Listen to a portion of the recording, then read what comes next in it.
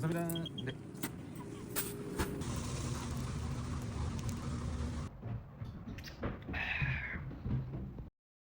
지난 영상에서 칼 라거펠트가 어떤 환경에서 성장해왔고 어떻게 패션씬에서 인정받는 거장이 되었는지에 대해서 이야기했었죠. 제가 칼 이야기 중 제일 흥미로웠던 부분은 브랜드를 옮겨 다닐 때마다 누렸던 특권 같은 부분인데, 이번 영상에서는 이 부분이랑 칼과 희대의 라이벌 생로랑과의 삼각관계야 간단한 커리어 비교, 칼의 패션 스타일과 칼과 함께한 샤넬의 역사적인 뮤즈들, 그의 고향인 슈페트 등 외적인 부분을 이야기해드리겠습니다. 서로 너무 길게 하지 말고 바로 알아보시죠.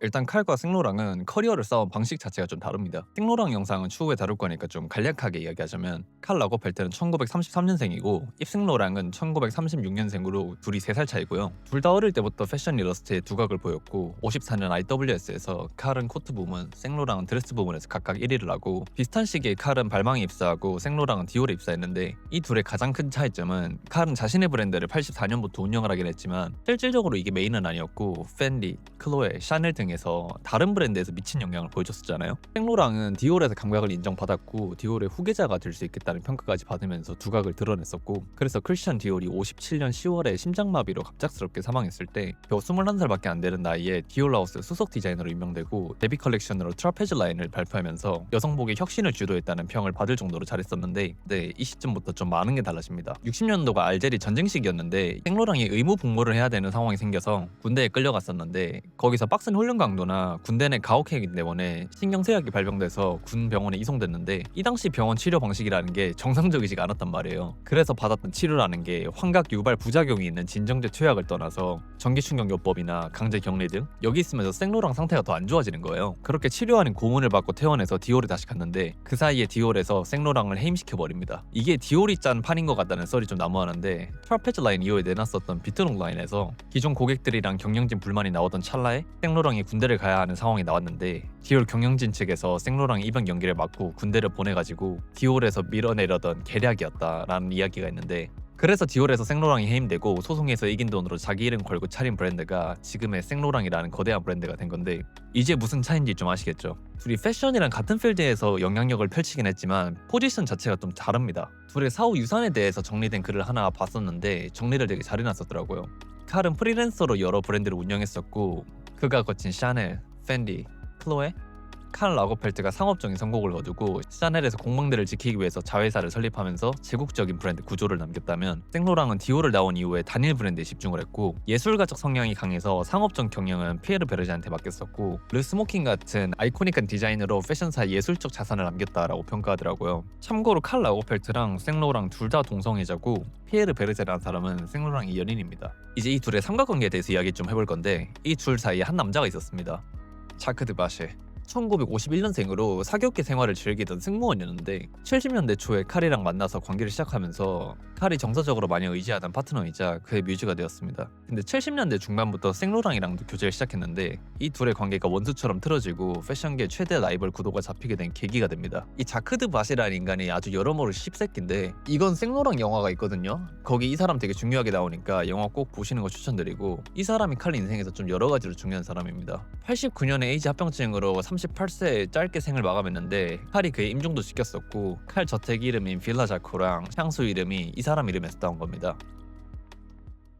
이전 영상 댓글에서 어떤 분이 이런 댓글을 달아주셨었는데 비유가 되게 적절했던 것 같아요. 이분이 말씀하신 것처럼 칼 라거펠트 자신 브랜드는 그렇게 성공한 느낌의 브랜드는 아니거든요. 세컨핸드 플랫폼들의 칼 브랜드 매물 도는 거 보면 현행으로 나오는 제품들은 매물로 보이지 않고, 예전 제품들은 감가 폭탄 맞아서 진짜 저렴하게 돌거든요. 올드 모델들 되게 매물가 엄청 저렴한 편이라서 당시 칼 느낌 맛 좀 보고 싶으신 분들은 트위드 제품 같은 거 구매해볼만 하다고 생각은 드는데, 진짜 트위드 이쁜 걸 사고 싶으면 전 차라리 페이스 커넥션 살 것 같아요. 이 브랜드도 요즘 좀 잠잠하긴 한데 저도 되게 좋아하는 브랜드고 한때 쇼미에서도 많이 보였었고, 트위드 제품 되게 잘 만듭니다. 요즘 칼 라거펠트에서 나온 제품들 보면 괜찮은 것들도 좀 있긴 한데 많이 애매합니다. 시그니처 컷 제품들이나 블레이저 드레스 같은 건 괜찮긴 했는데, 전체적으로 가격대나 무드들은 좀 사이트 둘러보면 무슨 느낌이 드냐면 자라 상위 호환? 코스 같은 느낌? 그니까 이쁜데 뭔가 모르게 어정쩡한 느낌이 좀 강해서 블랙 프라이데이 때 좀 담아볼 만한 거 있을 것 같다라는 생각이 좀 들었었고요. 칼 라거펠트가 별세하신 분이시고 디자인을 이제 다른 분이 맡다 보니까 실질적으로 그럴 일은 없을 것 같긴 한데 차라리 H&M이랑 협업했었던 것처럼 자라나 코스랑도 협업해서 컬렉션 좀 내줬으면 좋겠습니다. 그러면 1년에 몇 번씩 오는 자라 폭탄 세일에 겁나게 담아버리게.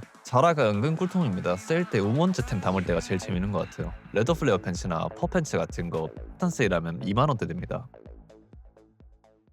이제 엠버서더랑 뮤즈에 대해서 이야기를 좀 잠시 해볼 건데 샤넬 엠버서더로 되게 유명한 사람이 뭐 GD랑 제니는 워낙 유명하니 잘 아실 거고 GD 뮤비나 블랙핑크 뮤비의 제니 아웃핏 보면 보는 재미가 되게 쏠쏠합니다. GD는 16년도부터 글로벌 엠버서더가 돼서 최초의 K-팝 엠버서더가 됐었고 원 오브 카인드 뮤비가 크로마치 보는 재미도 좀 쏠쏠했었는데 샤넬 아웃핏으로 테니스 치는 장면 되게 인상 깊었었고요. 이외에 뉴진스 민지님이나 한국계 미국인 모델이신 수주팡님도 계시고 이분들 외에 기억에 제일 남는 사람이 전 두 사람이 있거든요. 한 명은 이네스트라 프라상주라고 코코랑 진짜 판박인 사람이 있어요. 칼이 샤넬에 합류한 직후에 샤넬의 첫 번째 엠버서더였는데 80년대 초반에 샤넬의 얼굴이자 프랑스에서 직접 공화주의 상징인 여성상으로 지정했었는데 이 계기로 칼이랑 갈라서고 샤넬의 얼굴에서 해임된 사람이 있어요. 그 외에 카라 델러바인이 떠오르는데 이 사람은 엠버서더는 아니었고 칼의 뮤즈 중 하나였는데 커리어 내내 칼의 총애를 받은 것으로 되게 유명하고 20FW 칼 유작 컬렉션에서 쇼 맨 처음에 세트에 나와서 맨 앞에 걷는 모델이 이 사람입니다. 보통 쇼가 끝나면 디자이너가 나와서 인사하고 그러잖아요. 이 쇼가 진짜 멋진 게 칼이 세상을 떠났으니까 칼 라고펠트 없이 모델들만 갈채를 받으면서 걸어 나오는데 생전 칼이랑 각별했던 모델들이 눈물 훔치면서 걷는 장면이 진짜 멋집니다. 칼도 되게 자기 사람한테 진심이라는 일화가 많습니다. 꽃이랑 편지를 이전에 샤넬 첫 쇼하기 전에 200통 써서 돌렸다고 했었는데 원래 이런 거 좋아하던 사람이기도 했고 좀 구체적으로 어떤 식으로 진심이었냐면 칼이 샤넬, 펜디, 클로에 등 여러 브랜드로 오갔잖아요. 그 브랜드들에서 활동할 때 요구했던 사항 중에서 자신의 스튜디오 팀을 유지한 채 계약을 하는 방식을 되게 선호했었거든요. 즉 브랜드 아뜰리에 소속으로 들어가는 게 아니라 자신이 고용한 어시스턴트, 일러스트레이터, 재단사, 포토그래퍼까지 데려와서 함께 일하는 형태였는데 그래서 본인은 디자이너로서 뿐만 아니라 포토그래퍼로도 참여해서 직접 촬영도 했었고 그 외의 포지션에선 스타일리스트, 메이크업, 헤어 아티스트들을 측근해서 데려온다거나 이건 약간 프라그먼트 후지와라 히로시 보는 느낌이 좀 들더라고요. 근데 엄연히 따지자면 거기는 운영자체를 소수 정예의 멤버로 꾸려서 가는 느낌이라 칼이랑은 좀 많은 부분에서 다르고 뮤즈들한테 옷이나 액세서리 같은 거 선물할 수 있는 권한 등등을 좀 요구했었다고 하더라고요. 원오브원으로 제품 제작해서 준 사례도 있고 오랫동안 함께한 어시스턴트들에게도 옷과 액세서리를 선물로 주곤 했었고요. 칼도 사교계에서 되게 영향력이 컸었다 보니까 이게 단순 선물이 아니라 마케팅 효과도 되게 많이 보기로 했었고요. 내 주변 사람들이 내가 만든 옷을 입는 게 가장 좋은 광고다라고 말한 바가 있습니다. 칼이 생전에 되게 아이코닉한 인물이었다고 생각을 하는데 그에 관련된 요소가 좀 여러 가지인 것 같아요. 그 중에서 제일 아끼던 게 키우던 고양이인데 이 고양이 서사가 참 재밌습니다.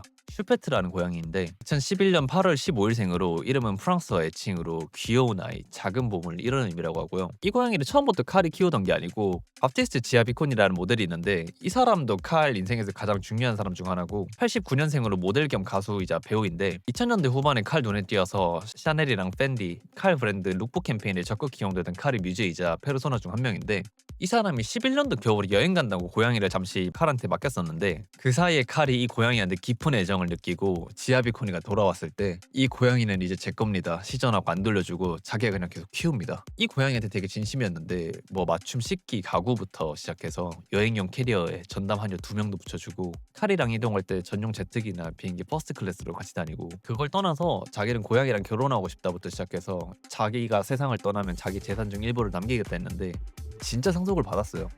200억을 상속을 받았는데 직접적으로 상속을 받진 못해서 칼의 가장 오래된 가정부인 프랑스와즈 카코트가 선택받아서 파리에서 잘 살고 있고요. 근데 뭐 이 고양이가 칼한테 받기만 했냐? 아닙니다. 이 고양이 자기가 돈을 또 법니다. 모델 고양이로 되게 유명한데 이 고양이가 얼마나 잘 버냐면 네, 저보다 훨씬 잘 봅니다. 아, 진짜 열심히 살아야겠다. 단순한 고양이가 아니라 칼의 뮤즈였고 인스타그램도 따로 있으니까 구경해보셔도 좋을 것 같습니다. 고양이 이외에 칼 라거펠트의 스타일에 대해서도 좀 이야기해볼까 하는데 흐린 눈으로 보면 되게 밋밋하고 일관적이다 뭐 거기서 거기다 라고 생각이 들 수 있는데 좀 디테일하게 들어가 보면 칼의 상징적인 스타일이 눈에 딱 들어오실 건데요. 화이트 셔츠, 블랙 수트, 선글라스 이렇게만 보면 식상할 수도 있어요. 근데 잘 보면 셔츠 카라가 되게 높게 세워져 있는데 이게 목이 길어 보이고 얼굴이 강조된다라고 칼이 이야기를 썼더라고요. 듣고 보니까 좀 확실히 그런 것 같아요. 그 외엔 포니테일에 죄송합니다. 시그니처 같은 선글라스와 선글라스를 애용하는 이유가 햇빛 때문이 아니라 사람들 눈을 똑바로 마주치고 싶지 않아서라고 하더라고요. 수트도 되게 슬림하면서 다크하게 자주 입었었고 에디 슬리먼 시절 디올 수트 되게 애용했었다고 알려져 있고요. 액세서리도 절제할 땐 절제하면서 과감하게 액세서리 쪽에 시선이 쏠리게 나올 때가 있었고 대표적으로 애용하던 게 크로마츠나 샤넬 팬디에서 제작한 커스텀 피스들이 있습니다. 자, 오늘은 칼 라거 벨트에 대해서 이야기해봤습니다. 좀 빠진 게 많아서 어째 좀 많이 찝찝하긴 한데 이 이상 가버리면 영상이 좀 루즈해질 것 같아서 최대한 재밌다고 생각이 드는 것들만 이번 영상 한번 꾸려봤고요. 이런 이야기도 들어갔으면 좋았을 텐데 싶은 내용이나 제가 틀린 내용이 혹시 보이신다면 영상 보신 분들이 용기 내서 귀찮은 무릅쓰고 적어주시면 저나 영상 보시는 분들한테 많은 도움이 될 것 같습니다. 뭔가 단순히 영상을 보는 시청자랑 채널 주인 관점보다는 재미든 정보든 얻어갈 게 있는 커뮤니티를 만들고 싶습니다. 이외에 제가 다뤘으면 하는 브랜드나 아티스트, 컨텐츠가 있으시면 부담 없이 남겨주시고요. 그 외에 궁금하신 건 편하게 인스타로 DM 주세요. 답장 늦어지더라도 반말만 아니면 다 답장합니다. 아무튼 칼 이야기는 이쯤에서 마치고 제가 영상 주기가 요즘 좀 텀이 길어져서 다음 영상은 리고웬스와 아티스트 관련된 컨텐츠로 빠르게 만나 뵙겠습니다. 네, 구독 좀 해주시고요. 감사합니다. 갑니다.